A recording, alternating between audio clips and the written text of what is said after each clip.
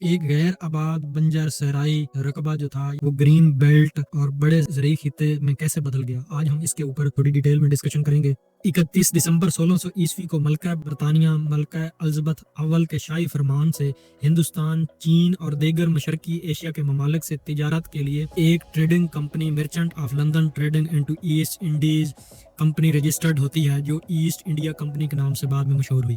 13 अगस्त 1608 ईस्वी को captain William Hawkins की क़यादत में कंपनी का पहला तिजारती जहाज हिंदुस्तान के साहिल सूरत गुजरात के करीब सवाली बंदरगाह पर लंगरअंदाज होता है।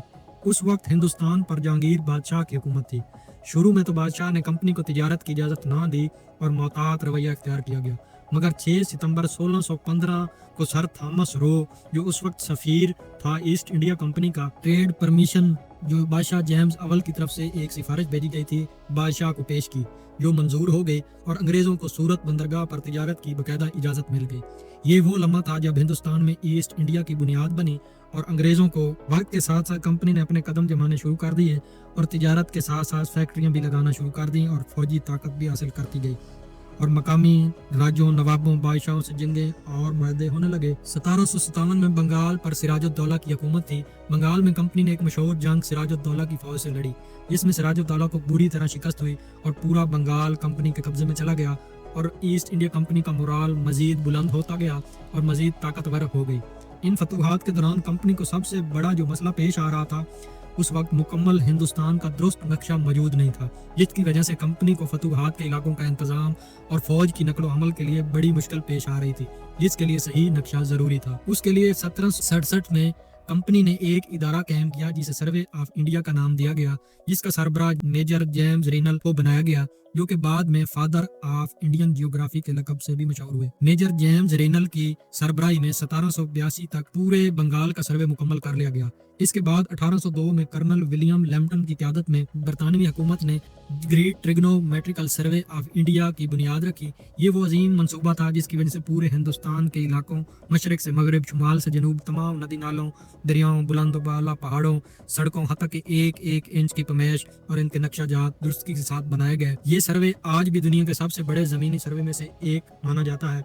1823 को इस इदारे का सरबराह सर जॉर्ज एवरेस्ट को बनाया गया, जिसकी मौजूदगी में दुनिया की बुलंद तरीन चोटी माउंट एवरेस्ट की भी पैमाइश की गई। इसकी वजह से इस चोटी का नाम भी माउंट एवरेस्ट रखा गया। इस सर्वे के जरिए हिंदुस्तान की जुग्राफियाई, दिफाई, साइंसी मुफीद मालूमात बरतानिया हुकूमत को मिली और मजीद इलाकों पर कब्जा और इंतजाम में आसानी हुई और फतूहात में इजाफा होता चला गया। 1849 में दिल्ली और लाहौर के तख्त पर कंपनी का कब्जा हो गया और यूं पूरा पंजाब कंपनी के कंट्रोल में चला गया। 1857 की जंग आज़ादी के बाद हिंदुस्तान मुकम्मल तौर पर बरतानिया राज के अंडर आ गया। 1858 को बाज़ाब्ता तौर पर पूरे हिंदुस्तान पर ब्रिटिश राज का नफाज कर दिया गया।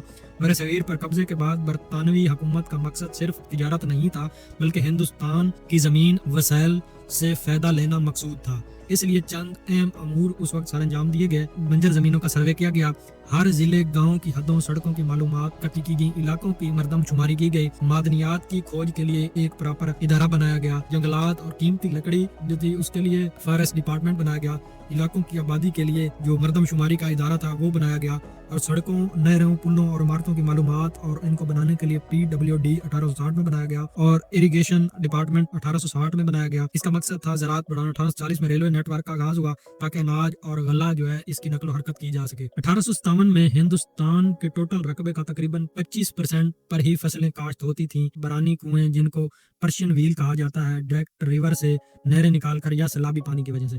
जमीन जरखेज थी लेकिन आपाशी का कोई खातर खा वो भी बंदोबस्त नहीं था और बाकी इलाका बंजर और गैर आबाद था। हिंदुस्तान में सदियों से यही पुराने चंद तरीकों से काश्तकारी होती आ रही थी, जिनकी तारीख बहुत कदीम है। मोहनजोदड़ो और हड़प्पा इस बात की निशानदेही करते हैं कि वादी सिंध के बाशिंदे सैलाबी और कुओं से आपाशी करते थे और यहाँ की कदीम तहजीबें ज़राअत पर ही इन्हसार करती थीं।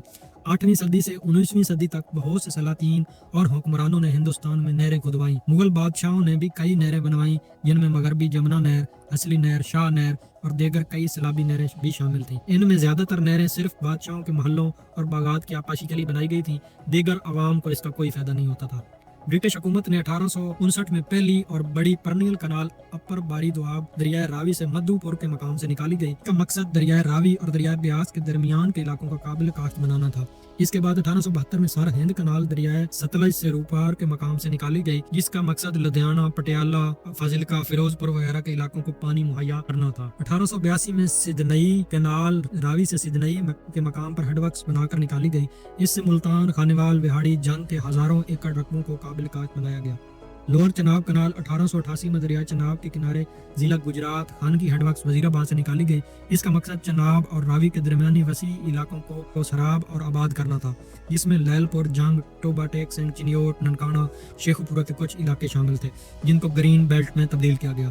اس کی وجہ سے تقریباً 20 لاکھ ایکڑ زمین آباد ہوئی۔ 1876 اور 78 میں ہندوستان میں تاریخ کا ایک المناک قحط پڑا۔ اس کی وجہ سے لاکھوں جانیں چلی گئیں، جس پر برطانوی حکومت کو پالیسی بدلنے پر مجبور کیا گیا۔ تقریباً 55 لاکھ لوگ بھوک، مختلف بیماریوں اور پانی کی قلت کی وجہ سے لقمہ اجل بن گئے۔ اس کے بعد برطانوی حکومت نے ہندوستان میں بڑے پروجیکٹس تیزی سے شروع کیے، جن میں براجز، ہیڈ ورکس، سڑکیں، ریلوے لائن، ریسرچ ادارے شامل تھے۔ بنجر زمینوں کو آباد کرنے اور زیادہ سے زیادہ اناج اگانے کے لیے منصوبے شروع کیے گئے۔ کام اتنی تیزی سے پورے ہندوستان میں شروع ہوئے کہ یہاں مقامی مین پاور جو تھی، لیبر کی کمی پڑ گئی۔ لیبر افغانستان سے امراض جانور، گدے وغیرہ منگوائی گئی۔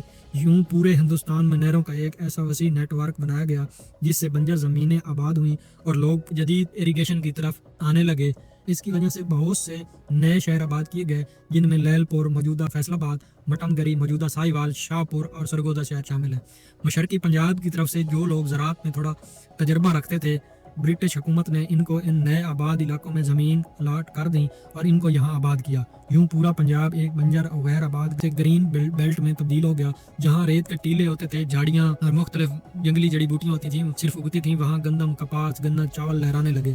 پنجاب کو اناج کا ہب، گودام کہا گیا اور برطانوی راج کی معیشت کا مرکز بن گیا۔ لوگوں کو نئے اور روزگار کے مواقع ملے، نئی بستیوں نے جنم لیا، دیہاتوں میں خوشحالی کی لہر دوڑ گئی، برصغیر دنیا کے سب سے بڑے آبپاشی نظام کا گھر بن گیا، بے جان زمینوں کو نئی زندگی ملی۔ یہ ہے کہانی غیر آباد سے آباد علاقوں کی اور پانی کے انقلاب کی، برٹش حکومت کی وجہ سے جو آباد ہوئے، اور پنجاب جو ہے یہ غیر آباد سے آباد ہوا۔ آپ لوگ کمنٹ سیکشن میں بتا سکتے ہیں یہ کیسی لگی ہماری سٹوری۔